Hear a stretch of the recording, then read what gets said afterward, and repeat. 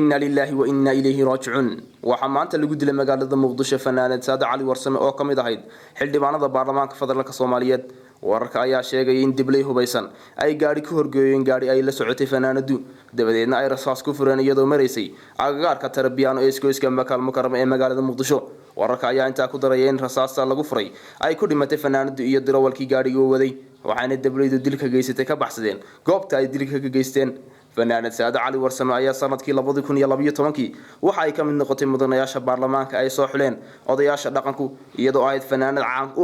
ku ah suugaan kala duwan oo hore u qaaday sanadkan gudihiisa ayaa lagu dilay magaalada Muqdisho ilaa 4 xildhibaan iyadoo xildhibaan Saado Cali warsame noqonaysa xildhibaankii labaad ee bishan barakeysan ay rabadaan lagu dilay magaalada Muqdisho wali ma jirto cid sheegatay dilka Saado Cali warsame dilkan ayaa waxa uu soo beegmaya xilli kal fadhigii baarlamaanka la soo xiray maalintii shalay ahayd taas oo xildhibaanadu ay galeen muddo 2 bilood oo fasaxa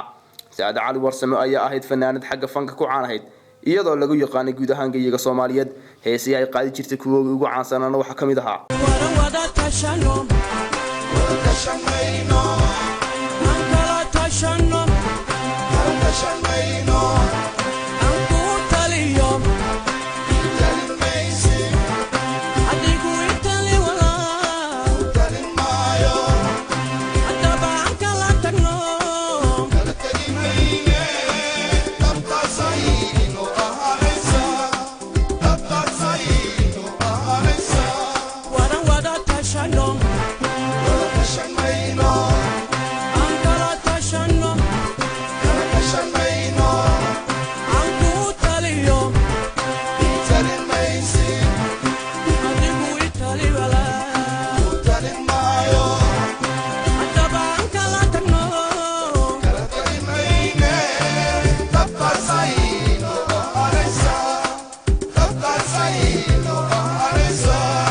Saado Cali warsame ayaa waxa ay fanka soo gashay sanadkii 1970 waxayna ka mid noqotay kooxdii caanka ahayd